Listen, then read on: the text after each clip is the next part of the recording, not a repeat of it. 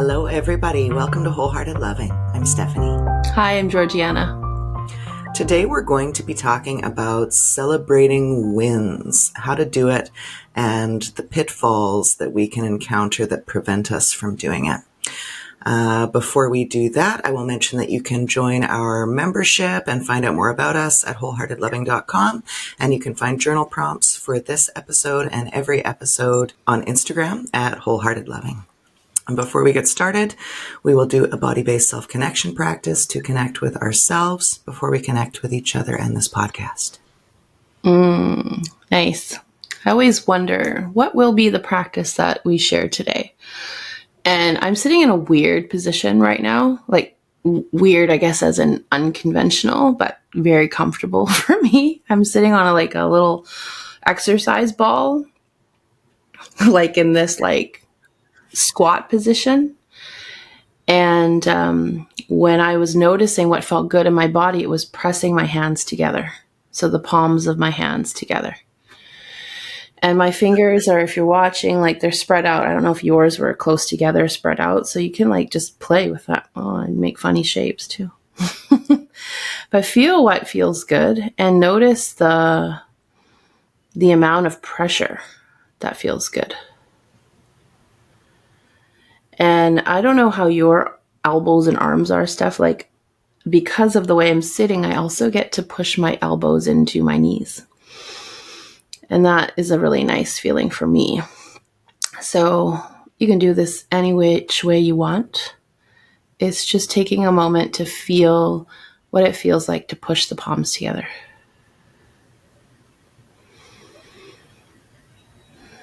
And I saw you earlier. I see you now sort of, how would you describe what you're doing right now? Rubbing my hands together. Yeah, and earlier you were interlacing your fingers. So allow for that to happen, whatever the impulse is. We just started with hands together, but what happens next? What does your body want to do next? So we're just following that. My body wants to, I have my fingers interlaced, but I'm doing some weird, how would you describe this motion? Rubbing them side to side while I'm holding them? Yeah, squidging. Squidging? Oh, I didn't know that was a word. It's a technical term. Well, I'm squidging and I'm rocking from side to side.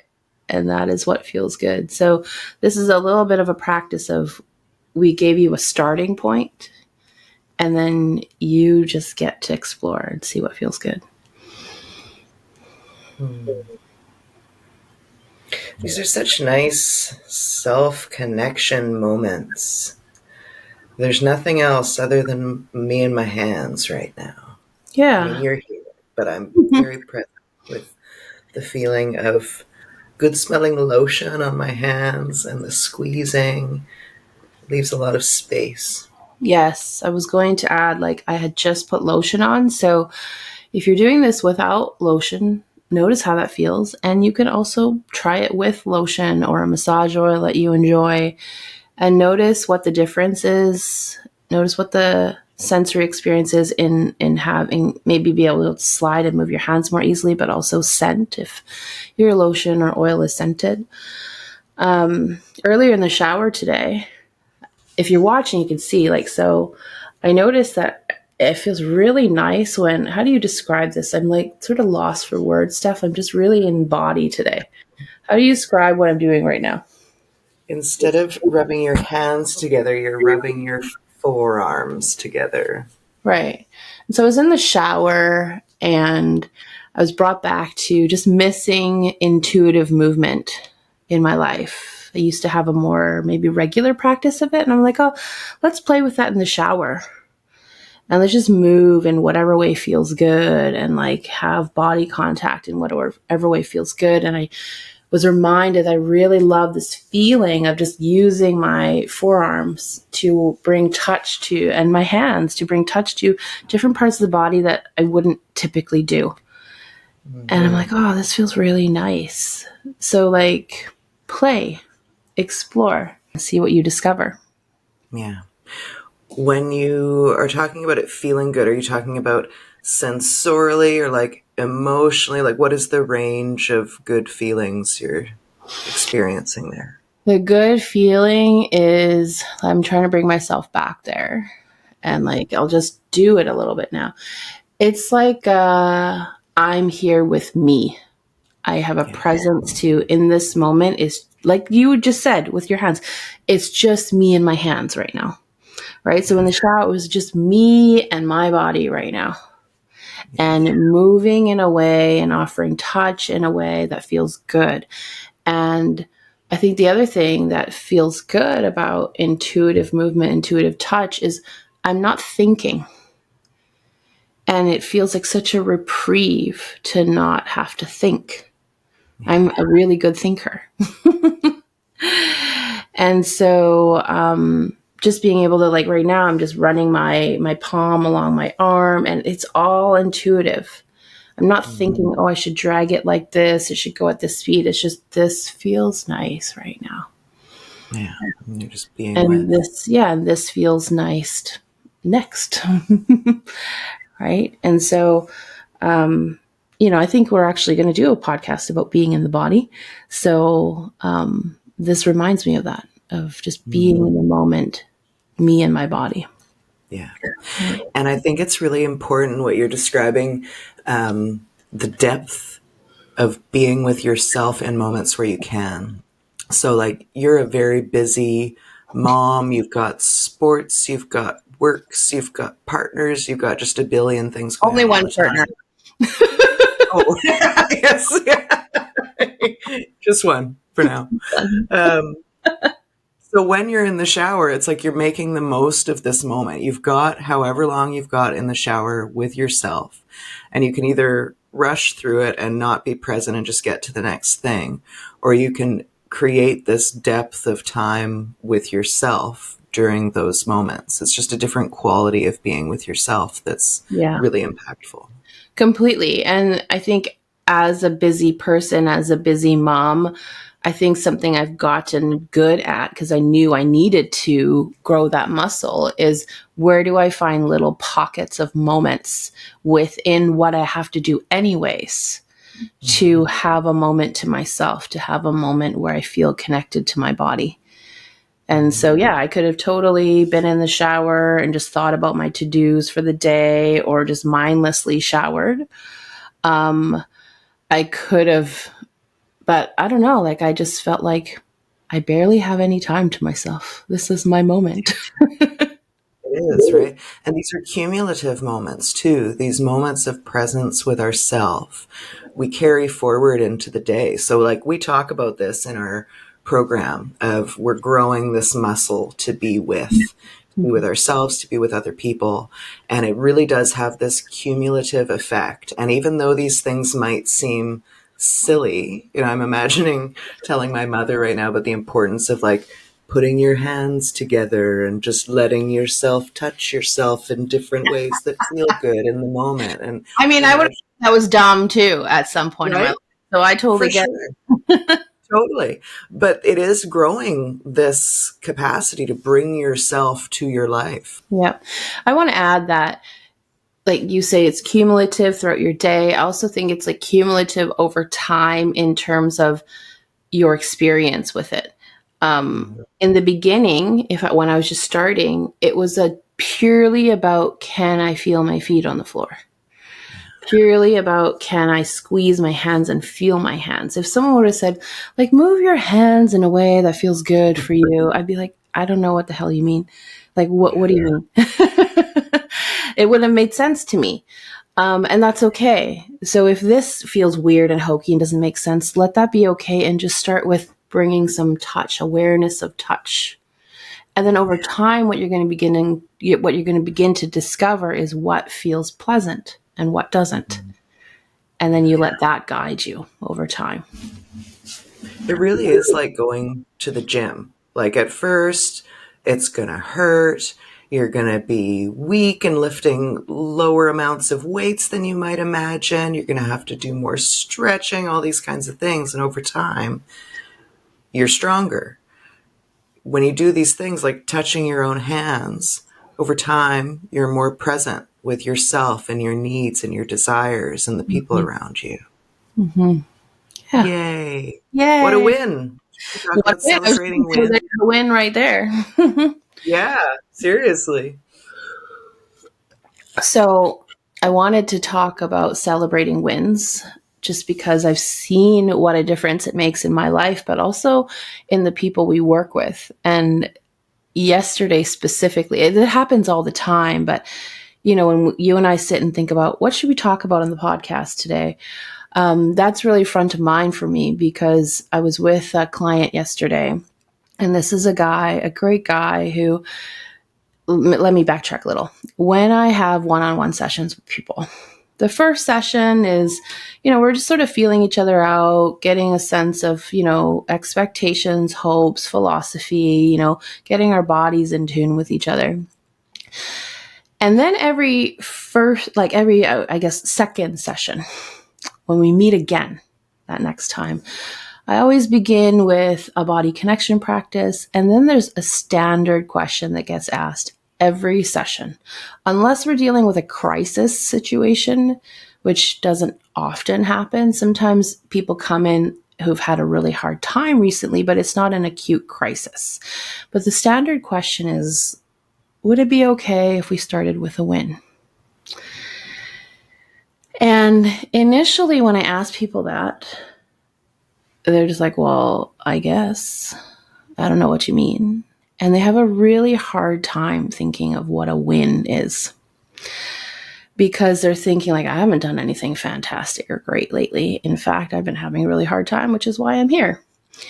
And so that's day one or day two, if you want to call it that. And then what happens along the time is, we see each other more often, and then I'll ask that question again, and they'll say, I knew you were going to ask me that question. And then they find a win. And then they might have the response over time of, I was thinking about that. I knew you would ask, and I was thinking, and I thought of you, right? And then one day it comes, and it happens often. And I'll say, is it okay if we start with a win? I have so many wins to tell you about. And the excitement on their face, the sense of pride, the sense of ease in their life at that point, not meaning everything is easy, but they're bringing a sense of ease to what feels hard sometimes. They have some faith and hope and trust. They see that things can be hard and there can be wins at the same time. So that happened yesterday, and it was such a celebratory moment because this was a dude who would have self-described just sort of down on himself, hard on himself, really high expectations, really hard time seeing what he's doing well. Came from a family where it was sort of more pointed out things that you're not doing well. And so to see that transformation and that uplifting energy and facial expression and body language and the excitement to tell me what all the big wins were lately, he was like, actually, there's been so many great wins lately. And that just reminds me of how important this practice is, even if it feels clunky and weird and not important or significant in the beginning. Yeah.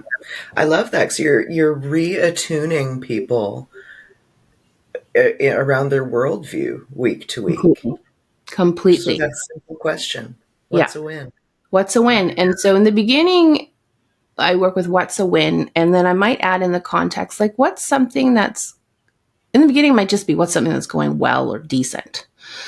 But then it gets to what's something that's going well that you maybe typically wouldn't acknowledge in yourself or for yourself. Mm-hmm. Right? Because that helps us grow a bit of a different muscle of I do it well, but I typically don't give myself any credit for it. Well, let's start giving yourself some credit for that. Yeah.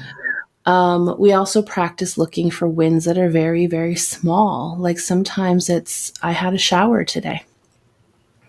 Right? And that's a win because maybe I've gone a couple days, really not taking care of myself. Right? How else is this sometimes? When people say, this is something that people can get stuck in, But it's been such a rough few weeks. And then my face lights up.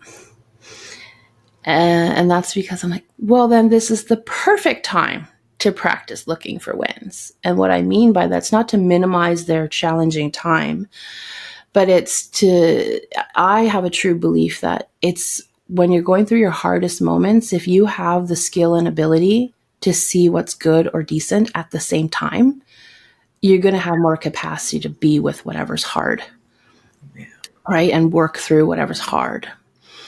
And I've never had a client refuse to try to look for something decent or good amidst a hard time. And they always sort of surprise themselves of, oh, I did find something. Right. And so that's really nice to support people in growing that muscle of being able to hold and be in what's hard and also look for and see and feel what's good or decent at the same time. Yeah. That's great. So this is making me think about the programming, the conditioning we encounter over the course of our lives that moves us away from simple celebration of wins. Yeah. Some of the things that come to mind, I think for me, growing up or as a kid, or the thing that I pulled out most from that anyway, not that there weren't wins celebrated, but it was always like, oh, great, then what next? Great, that was a great thing. And now what? And so it's just this like pressure. There's never just a celebration. It's always onward. Yeah, and that's what's nice. I never follow up with, and what's next? What's the next goal? What's the whatever? It's just, that's it. That's all the conversation is. What's the win? As we, and this depends person to person, but sort of as we progress, I might pause and say, can you just take a moment, say that win out loud again and notice how it feels in your body to say it out loud. All right. See if you can connect to a part of your body where you sense like this is true. This win actually happened or it's happening, or that maybe you can connect to what a sense of pride feels like in your body that you did this thing. And I'll say, give me a sign when you can feel that. And people find it. Even the people who think they're really disconnected to their bodies, they find something. And then, if we practice some more, it's can you be with that for a breath or 3? And just allow yourself to enjoy that sense of pride or sense of inner knowing that this win is true. And it's the spending the time and lingering there that helps, I find, like get more of the juices out of it. Like I'm all like, let's not waste a win. Right? Let's not waste a win by not acknowledging it. Let's not waste a win by not letting the body really feel it and recognize how it feels that there's a win. Right? We could list off wins intellectually. I could list off 10 maybe and not feel a single thing in my body. What a shame to waste that good feeling. Well, I remember a time before I didn't know how to not waste it. Like all I could do was rattle things off. I think I was in the camp of like, yes, we say we're awesome. And I don't know what that means. So I'm just saying the words, and it's so disorienting initially, or it was for me, to just be with these things and encounter people who were like, great, let's just be there for a minute. I'm like, okay, we're being here. Are we waiting for the other shoe to drop? Are you coming up with ideas to tell me what to do next? Like, What are we doing in this being with time? Yes. And that's why I like to help people practice it gradually. If just thinking of the win is already a big win in itself, then let's think it and then just practice saying it out loud. And then if there's some capacity, then I might suggest, can we say it out loud and notice how it feels in your body to say it? Right? So it's not like some people can go straight there and really feel that embodied experience of the win. Some people, including myself, are not there at the beginning, whether it's the wiring isn't quite there yet, or they just think it's dumb. And like me, I was like, that seems ridiculous. Like, why? There will be parallels, though, even if we can't understand the words and the application and how it might feel in our body, there will be some parallel in our lives where that can help us imagine, a time where you feel some sense of accomplishment, Mm-hmm. and just that like contented feeling of I Yes. did the thing. Yes. Right. Yeah. That reminds me of like if you say, "Oh, can I go back to an accomplishment in my life?" I call that reliving a past memory in a constructive way, like choosing a pleasant memory to relive, because often we relive all the hardest ones over and over again. I'm like, that's great. You know that you know how to relive it. You know how to relive it in your mind. You know actually how to relive it in your body. It's just that you're choosing ones that are really hard and challenging. So what if you were to relive a pleasant memory, a pleasant moment in your mind and in your body? And people are like, oh, that feels much better. Sure Yeah, does. Yeah. nice. What are Um, some of the other wirings and programmings you can think of that might cause us to not be as easily present with celebrating wins? what I hear often from people is, and these are sometimes people who have been practiced in celebrating the win already a little bit, and they'll say, well, but I've been so busy the last month and traveling and stuff, so I haven't really been working on anything.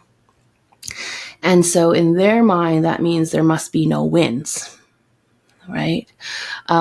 Because I'll add this extra piece. As we progress with this practice, I start asking people, when we're talking about when you're sharing a win, perhaps you can think about it in the context of what is a pattern that you're beginning to notice more often or more easily?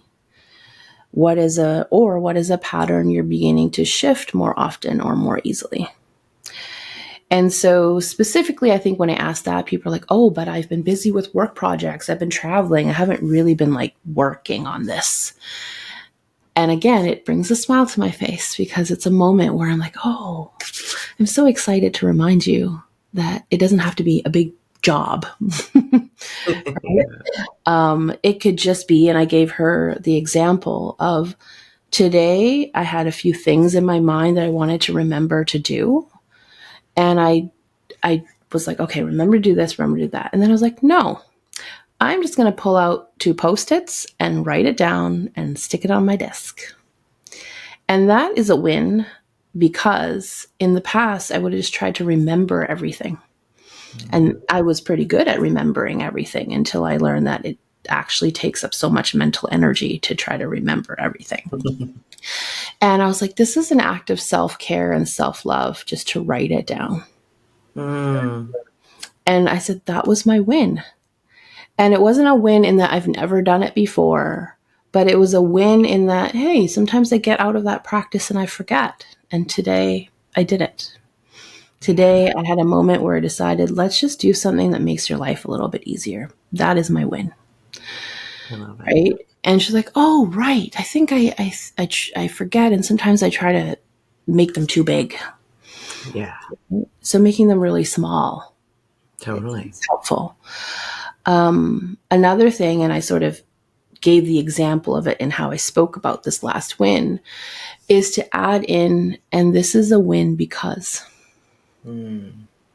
Because it ends up showing you your progress or why this is significant, why this is meaningful, and that adds another layer of goodness. Mm-hmm. Right? This is a win because in the past, I wouldn't have chosen things that make my life easier.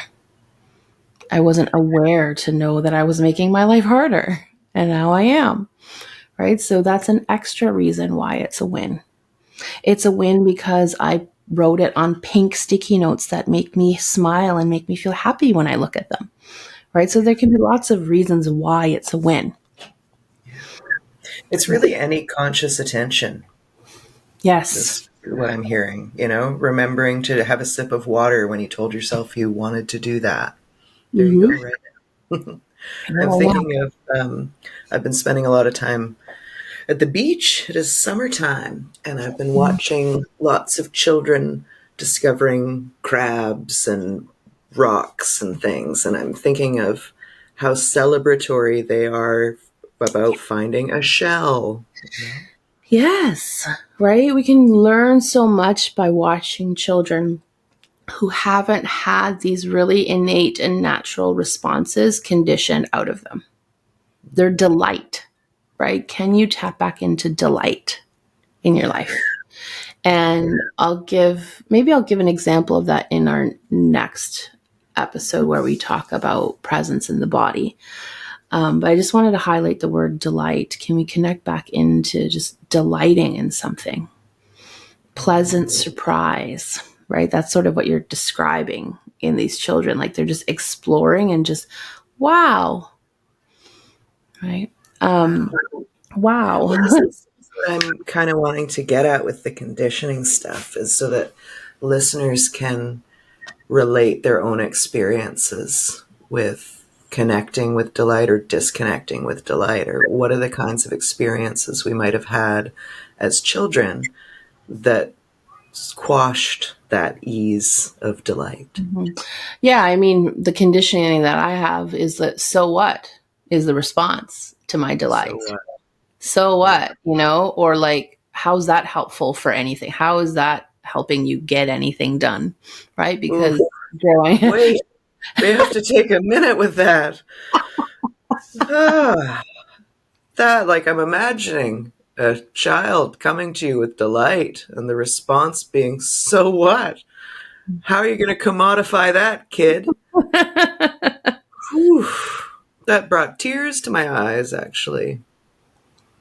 Wow. Mm-hmm. Yeah. Yeah. Right? There's a visceral body response to imagining, feeling so delighted about something and sharing it with the people who are important to you and getting met sort of like with a wall. Oof. Right? And it's almost like taking that thing you're so delighted to share and being like, well, I'll take it from you and I'll just throw it on the floor. Like, it's not that important. So what? Who cares? Eesh.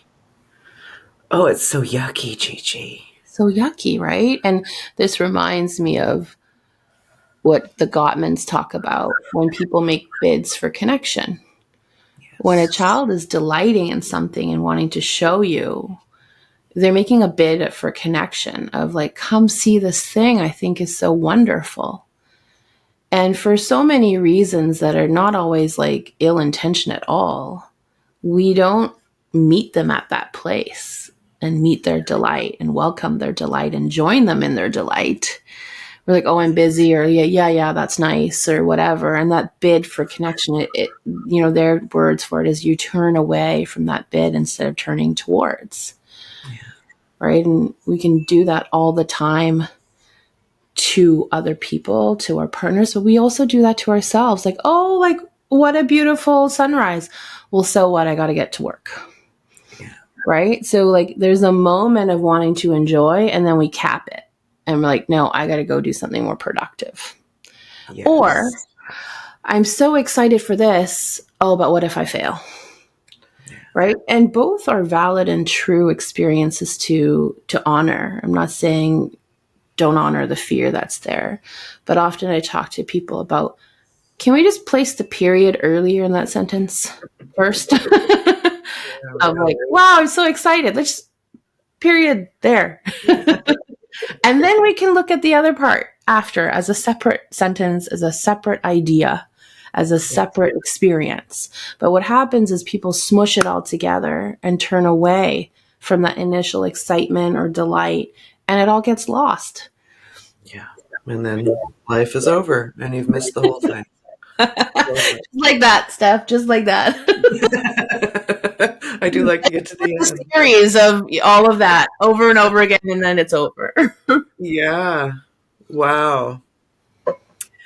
This is so significant. There's something that came up for me. Let me see if I can get it back.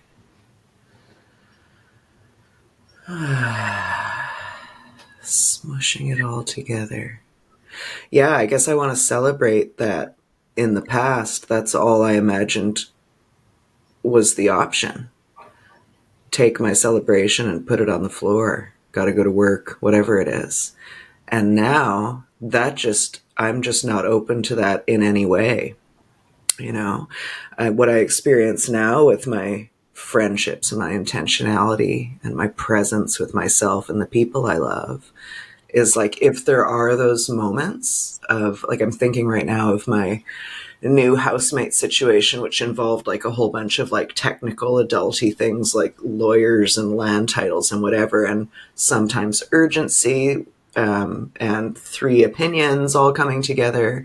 I can tend to rush past like opinions if there's urgency, or if something to me seems obvious that to the other person doesn't seem obvious, right? And I notice that now, and I'll go back afterwards and say, that thing that was important to you yesterday that I brushed past, I want you to know that I noticed that.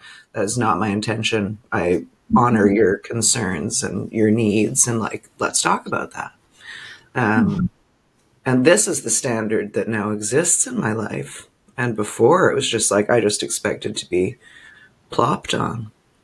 And I would do a lot of plopping myself. Yeah. Right. So I think now we recognize I don't want to brush past things. Right. I don't want to brush past the joys and delights. I don't want to brush past the things that are hard. I just want to be present with them. And then, like, present for a moment, and then shift all you want. But just acknowledge, like, this hard moment is real and it's present. And now that I've felt it and acknowledged it, I would like to shift my energy to XYZ. And this delightful moment is present, and I am with it. And then I will shift my focus to the fact that I have to do whatever real life thing right now that's less delightful. Yeah, exactly. Yeah. Yay! Yay! So what are some wins you want to celebrate? I want to share some wins I want to celebrate. And before that, I want to share how I guess this could be phrased as a win too. Recently, I was working with a couple, and they've been having some challenges communicating with each other, like without just really triggering each other's insecurities and deep feelings and concerns. And whenever I work with people, I always like to help people build a strong foundation and resources before we go into the hard stuff. And so one of the things we were doing is I was having them practice sharing a win with each other of like it really. I said you could share a personal win or a win about your kids or a win relationally with each other. And I think they both went that route. And so they were sitting across from each other, able to make eye contact and have some physical contact that felt pleasant. And they just used a simple prompt of something that's been a win recently is, right? And they shared it. We took time to just put the period at the end of the sentence and like feel into the body of how does it feel to say it and share it, and how does it feel to receive it, and also notice your mind. Like, do you allow yourself to receive it? Do you start criticizing the other person for all the other things they haven't done well? Do you believe the win? All the stuff, right? And so we practiced all that, and then we also added, and this is a win because. And that actually was so special because it was almost like they were unveiling the behind the scenes look into their inner world to each other of why was that a win for me? How did it impact me? What does it do for me? And like, I could just see like there's a moment happening here between these people. And it was something that took us definitely less than 5 minutes. It doesn't take that long to say a win is, and it's a win for me because. And it was so neat to witness. And another win is they started seeing that the importance of being able to do sharing goodness, sharing pleasantries. I'm like, if we can't even share pleasantries and allow them to land in a way that feels supportive, how do we think we're going to share and talk about things that are really hard and stir up a lot of intense emotion and hurt and, like anger and whatever else? And So it's a win too to see people get that of like, there is a point in learning how to talk about and receive pleasant messages. Yes. And that even receiving and sharing pleasant messages can feel very uncomfortable. You would think it's easy, but that's not always the case. No, especially if we've been told, so what? Mm-hmm. Yeah, then imagine how my fears and concerns are going to be received if you think, so what about this beautiful shell I found on the beach? Right? Yeah. Yeah, that's a really good point. And this is, I remember, I don't know, decades ago when I used to listen to Dr. Phil and watch his show. One thing stuck out, I think, was it actually, maybe it was not even I don't think it was Dr. Phil. It was Dr. Gordon Neufeld, I think. A little different. Different doctors. One, yeah. But yeah, Dr. Gordon Neufeld, I think he said this. Dr. Phil, the thing that stuck with me, he's like, do you want to be right or do you want to be happy? And I was like, Yes. Anyway, Dr. Neufeld, I'm pretty sure he was the one who brought this to my awareness, was, what are we talking about again? I just need a moment.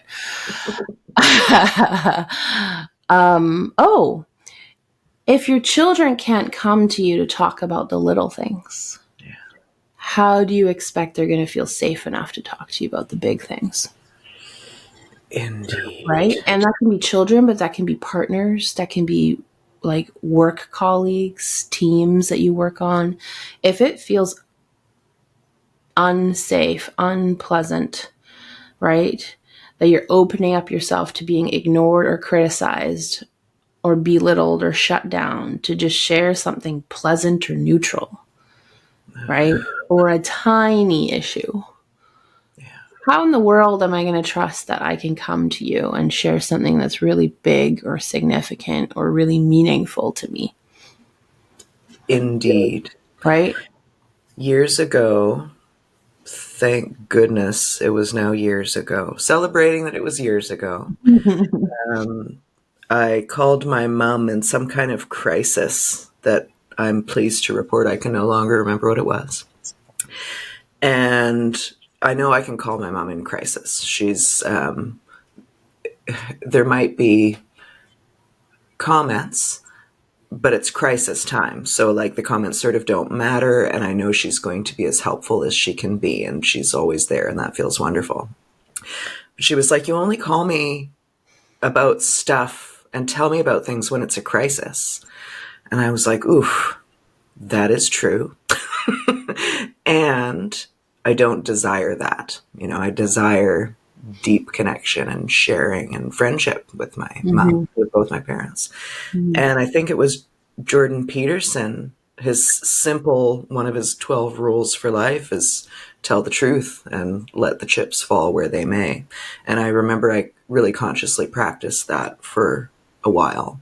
And it grew my capacity to be with whatever the response was, because the response didn't matter. What mattered was my intention to tell the truth and to grow my capacity to tell the truth.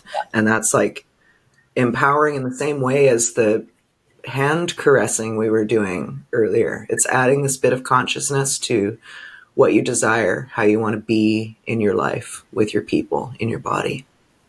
Mm-hmm. Yeah.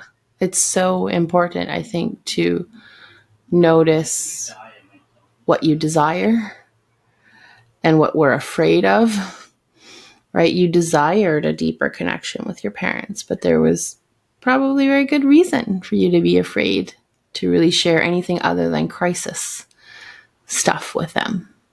And you slowly grow that muscle to do that, to lean into that more. It makes me think of, right when you said that hit me, I'm like, oh, I think my parents' complaint or observation would be, you only call us when you need something. Right. And I think the conditioning is, I know my parents will be there for me if I need something. If I ask for help for something, I know they'll show up. They're good helpers. They love me. They want to support me. But what I haven't been so good at is sharing about everyday stuff. What's going on in my life? What am I feeling worried about? What are my stressors? What am I excited about?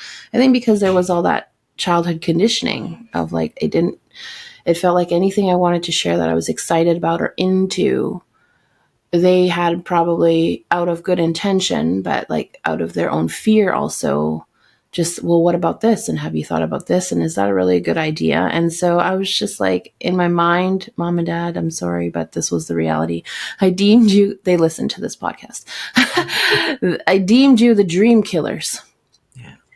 Because I always felt like anything I was excited about was always met not with your delight for me or your excitement that I felt excited, but with fears and worries.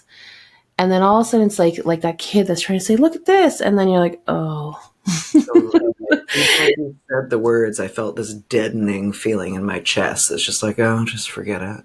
Yeah, just forget it, right? And how many kids walk away with, oh, just forget it and just turn around and leave the room, right? And it got to a point where it was either that or a lot of our interactions were instructions or criticisms or comparisons. And it was well-intentioned, but it just didn't feel good. It wasn't the support I needed.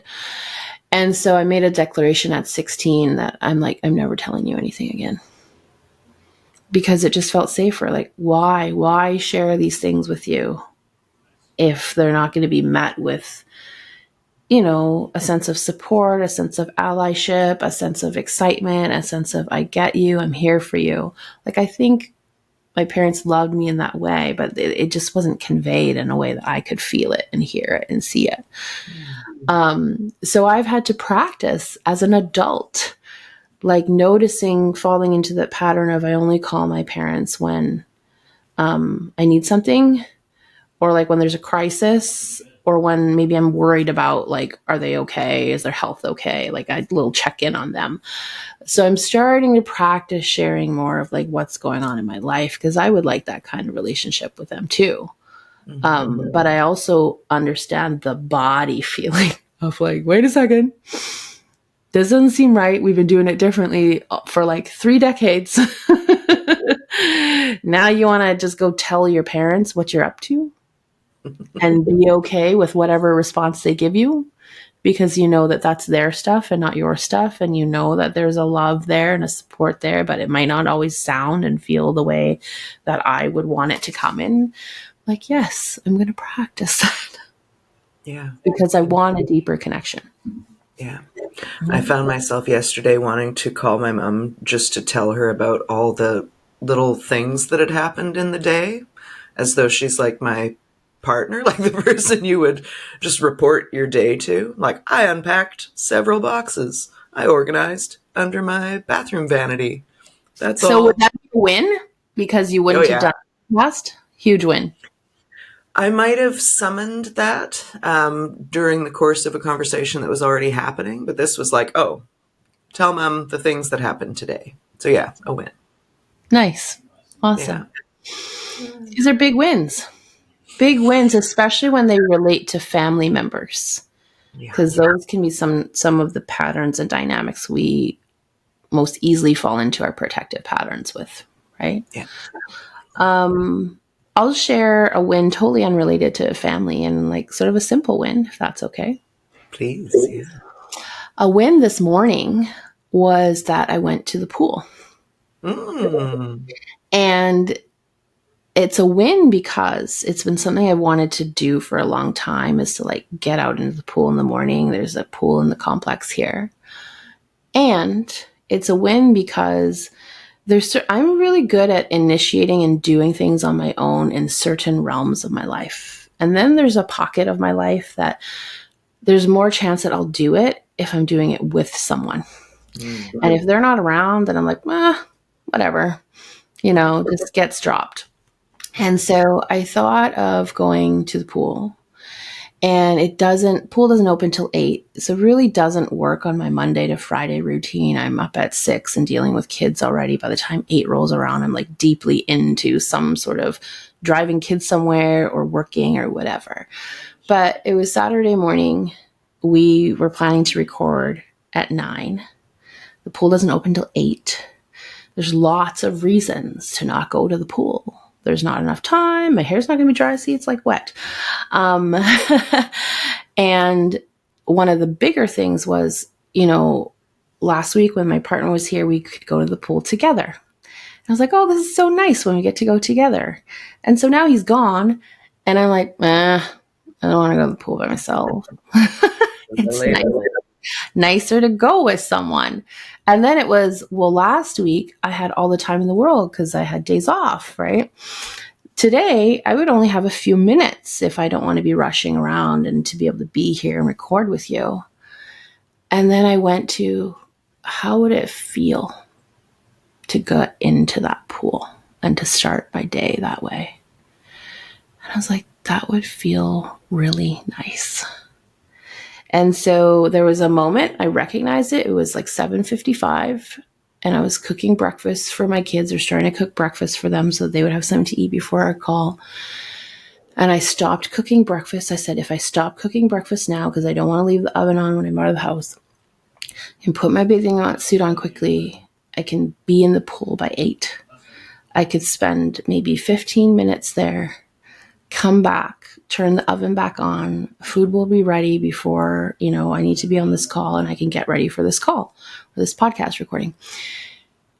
And then I was like, okay, let's just go. Let's just do it.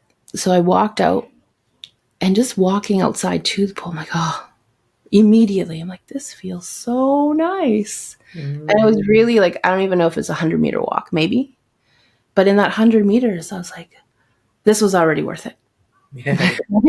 And I went to the pool, and then another win was there was a man there, and we just had a really nice morning greeting, like, good morning, and like getting both to enjoy the pool. And I got in the pool and I swam, I think, 10 laps of this tiny pool. And I got out and I checked the time, and it was only 8:12. And I don't think I got into the pool till like 8:05. I don't know. And I was surprised, like, oh, that didn't take very much time at all. And that's another win. Sometimes I think things take longer than they need, and so I don't do them. So this is neat to discover that, oh, like, that felt like a nice moving of the body, cooling down, being in fresh air, feeling the sun. And it didn't even take 10 minutes. And then another win was, my mind was like, very briefly, I did 10. I could probably do 12. Maybe there's time to do 12. And then I thought to myself, I really don't want to feel rushed. I could do 12, but I think that'll push me into rushing. And I don't want to feel rushed. So let's just call it a day at 10. Yeah. So I called it a day at 10 and came back. And all of this is a win, because in the past I would have thought, what a waste of time to like get changed and do all that stuff and walk out there and like stop cooking breakfast just to swim for 7 minutes. And today I was like, that just felt like a win. And then when you said it's cumulative, these things you do, it was cumulative. The walk back felt better. The finishing cooking breakfast felt better. The getting ready to come meet you here felt better. Like, I feel like, oh, I did something for myself today, and I did something that in the past I wouldn't have prioritized. Right? I would have had all these excuses of, you need to make breakfast for the kids, you need to set up for the podcast, you're recording in your bedroom today because the kids are home, all these reasons. What's the point of swimming 10 tiny lengths of a pool? And so it's all a win. Yay. Yeah. Inserting the Gigi into your morning. Mm-hmm. So beautiful.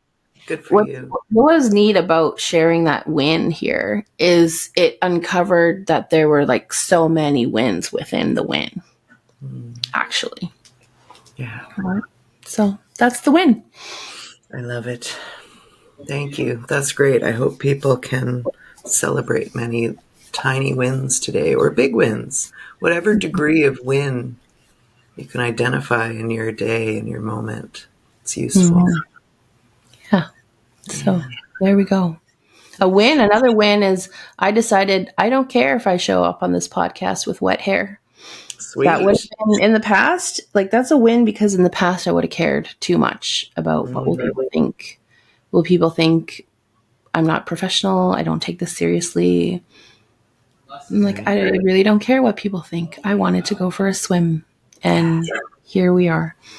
This is beautiful. Thanks for sharing. Is there anything else you want to say about wins and celebrations before we do a closing practice? No, feels good. Feels good to leave it here. Great. Mm-hmm. Okay. Have you got a closing practice in mind? Well, my body is offering a closing practice because intuitively it just felt pulled to do this, which is to place your hands on your knees and then just allow them to circle your kneecaps. Sounds like a weird thing. I haven't done this standing up. I usually do it sitting. So I don't know how it would feel standing up, but I really oddly enjoy this feeling. I don't know why, but I think this is something I do a lot of. I think I'm big on circling my hands on my knees. yeah, it feels good. Feels relaxing. Yeah. Yeah. I love that. The win is that these body practice can be that simple. Mm-hmm. And the win for me is that I've given myself an opportunity to experience that simple can be significant.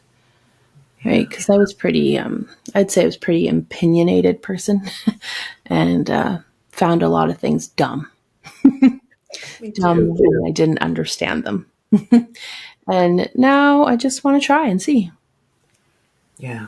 Moments with self in any capacity have a positive cumulative effect on your experience of life and your way to show up in relationships. Yay! I like to do the celebratory hand gestures and Let's add that one. I mean, I don't know how you could do this one and feel like down. I mean, yeah. Yeah, your arms are up. You're doing like jazz hands or celebratory fist pumping. It definitely has a physiological impact in oh, a positive, generating positivity way. Yeah, yeah, and a little shoulder shimmy of delight.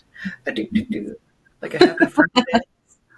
and this is a win too, because in the past, like I'd be like, no, don't do anything that looks ridiculous.